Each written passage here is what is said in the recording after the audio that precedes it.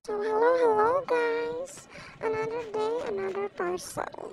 So, kani siya guys, nakitanin ako sa Shopee. Actually, dugay ra jud ko ng plano nga mapalit ani kay sangitanan sa mga dress bitaw. Kay kana bitaw every time mo simba mi. Unya, ang mga dress kay ipang pilo, like polo shirt. Ipang pilo niyang, galos anong gamiton, aya pa na mo, planchahon. Mag-hustle kay siya, so dugay ra ko ng plan nga magpalit ani kay ihangar na lang diha para og magamit ka diretso na lang nimo, ready to wear na. So karon siya naabot guys, nice kay siya quality. Palit mo ani na siya sa Shopee guys. So pag abot ang ring assemble niya akong assistant diha, wala yung kundi si Mac Ashley, akong baling. So siya tayo assemble guys, nga diha nga part hapit na gina siya na muna human.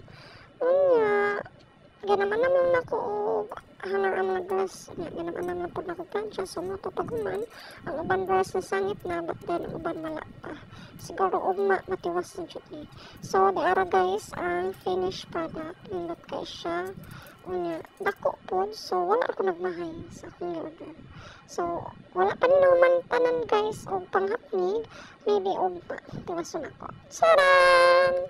O diba? Bongga kayo guys. Bye!